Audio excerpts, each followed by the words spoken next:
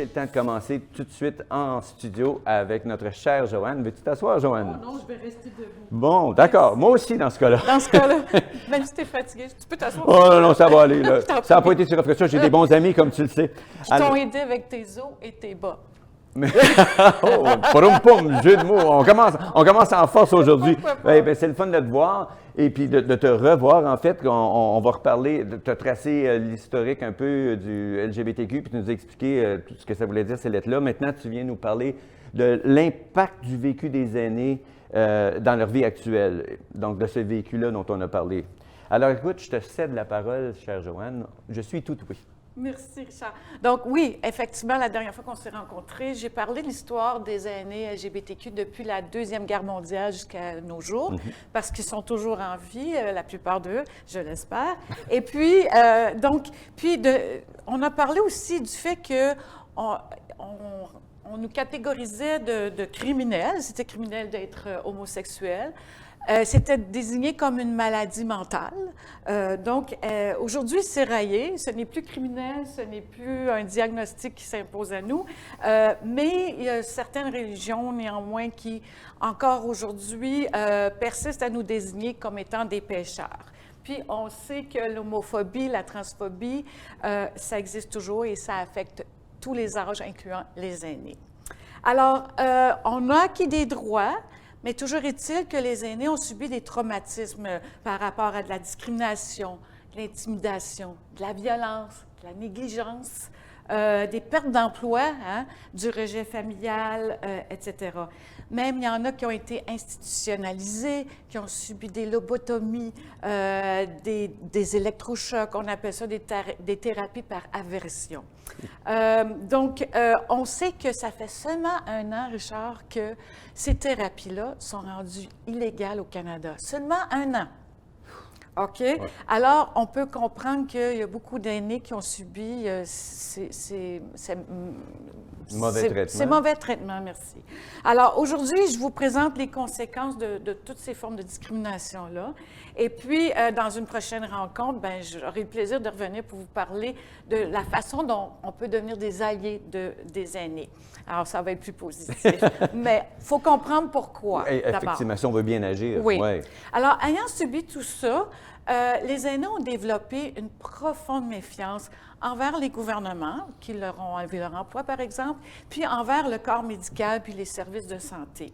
Alors, quelqu'un un aîné qui est gay, peu importe, ou trans, peut avoir une profonde phobie, subir énormément d'anxiété à l'idée de demander des soins médicaux, de rencontrer un médecin, etc., qu'il soit à la maison, qu'il vive toujours à la maison ou qu'il soit placé dans un foyer de soins. On a même mené des enquêtes qui disaient que les LGBTQ, les aînés, ont subi plus des cas de maltraitance, de négligence par des soignants pour cause d'homophobie ou de transphobie. Il y en a même qui ont subi des cas d'exploitation, de chantage financier. Ah, ouais. Oui, quelle triste parce histoire. qu'on menaçait de dévoiler qu'ils étaient gays, n'est-ce pas? Donc, c'est ça, le chantage. Alors, par conséquent, les aînés choisissent souvent de ne pas divulguer leur orientation, leur identité sexuelle. Ils vont éviter de parler de leur réalité. On me demande souvent, et puis, t'es marié, t'as des enfants? Oui, je suis mariée, je n'ai pas d'enfants. N'est-ce pas? On peut être justement mal à l'aise de parler de nos conjoints. On recherche des indices, des lieux sûrs. On recherche le petit drapeau gay ou le petit triangle pour s'assurer qu'on soit en sécurité lorsqu'on se présente à un endroit. On a peur, on est anxieux d'être traité de façon négative. Même si on est témoin de discrimination, on a peut-être peur de le dénoncer même. Parce qu'on ne veut pas subir de représailles, on ne veut pas subir de rejet, de négligence, surtout si on est intersexué. L'anxiété est encore plus grande. On a tendance à s'isoler. Et puis, ce qui est le plus triste dans tout ça, ça a pris tellement de courage pour les gens de sortir du placard. Et l'effet de la discrimination peut provoquer certains aînés à regagner le placard lorsqu'ils sont devant une situation de recevoir, malgré eux, des soins hospitaliers ou des soins en résidence. Alors, si on place grand-papa en résidence et qu'il est homosexuel, il peut avoir peur d'être maltraité. Même la famille pourrait cacher le fait qu'il soit homosexuel. Il pourrait choisir de regagner le placard tristement.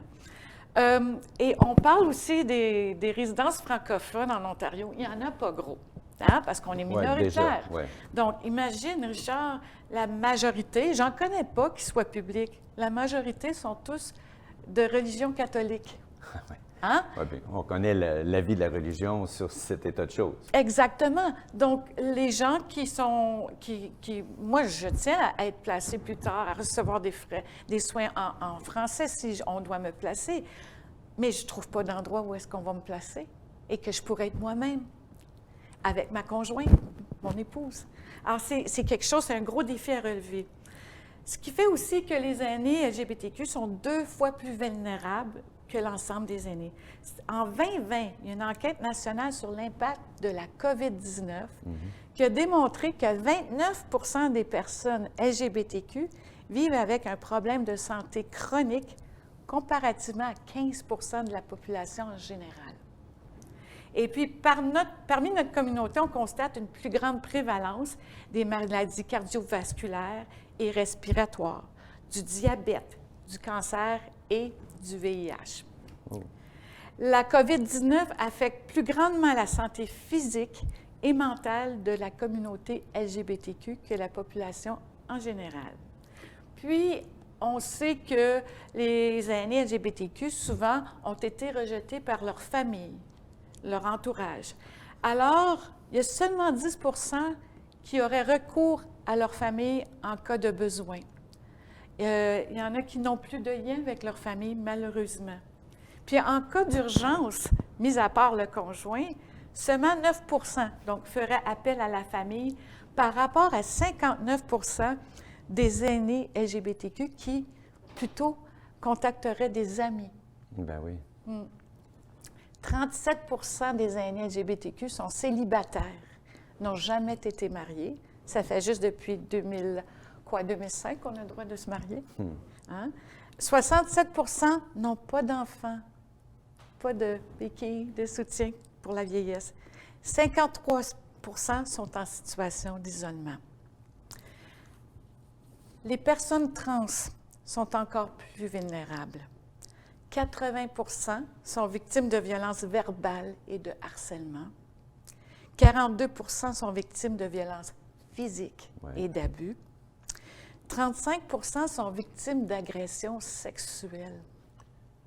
Puis 37 se retrouvent en situation d'itinérance. Ils ont été rejetés par la famille, souvent en jeune âge. Ils ont subi de la discrimination, des pertes d'emploi, puis même on leur a refusé du logement dans certains cas.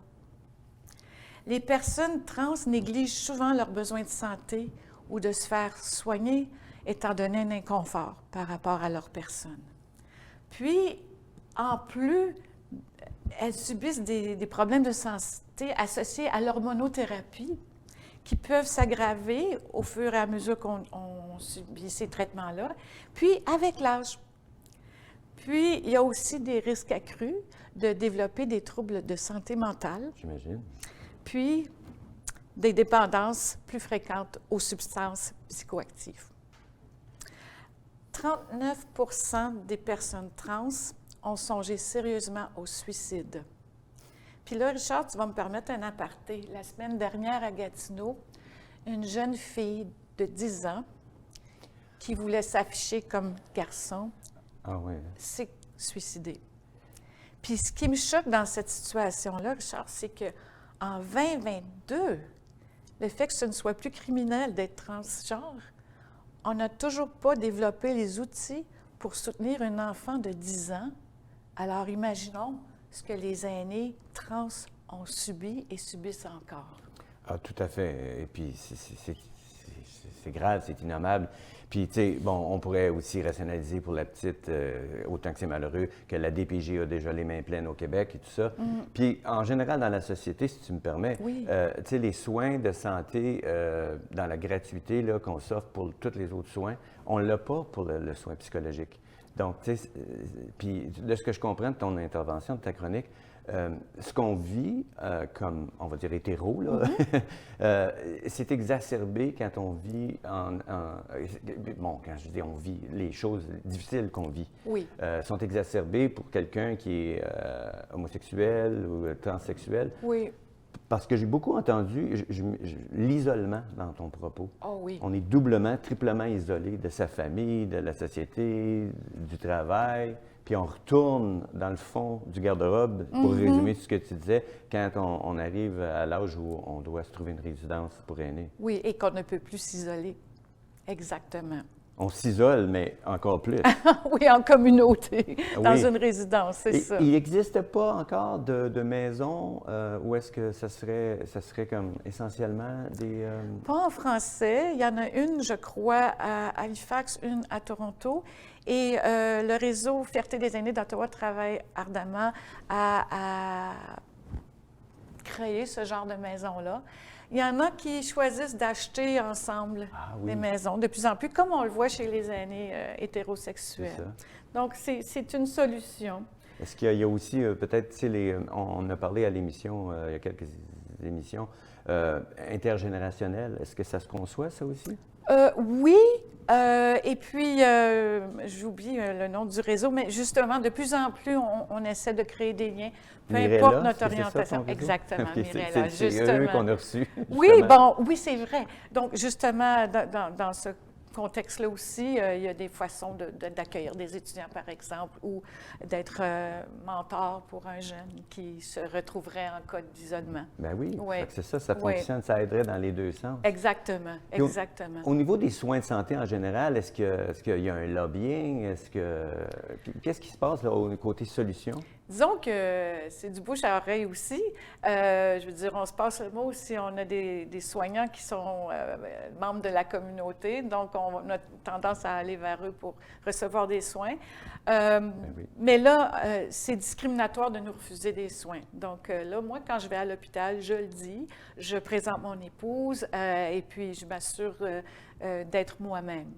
Mais ce n'est pas donné à tout le monde.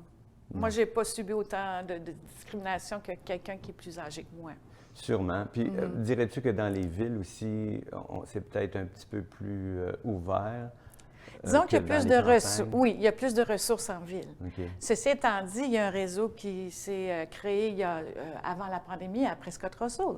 OK. Oui. OK. Alors, avec les réseaux sociaux, il y a moyen de trouver des gens de notre communauté plus facilement Oui, aussi. tant mieux pour que les oui. réseaux sociaux sont bons pour Oui, quelque chose. oui. Mais là, on comprend aussi qu'il y a comme un stigmate. Oui. Alors, est-ce qu'il y a déjà des choses qui ont été entreprises pour désamorcer ce stigmate-là, l'effacer? Bien, je dirais que la Fondation Émergence de Montréal, mais qui est aussi nationale, a effectué moult campagnes de sensibilisation. Puis le 17 mai, c'est la journée contre l'homophobie et la transphobie Le à chaque 17 année. mai? Le 17 mai. On note ça? Oui, on note ça et il faut le souligner. Et puis, à l'occasion de cette journée-là, il y a souvent des activités qui sont organisées. Je sais que la RAFO à Orléans pense organiser autre chose. Je plug tout de suite. Ben oui, Et on puis, va leur demander tantôt. Oui, et justement, je pense que c'est la semaine prochaine, j'oublie le nom, la date, mais la Fondation Émergence est en train d'organiser des tournées pan-canadiennes. Et la semaine prochaine, c'est la tournée provinciale en français pour l'Ontario. Et c'est l'activité pour que vieillir soit gai.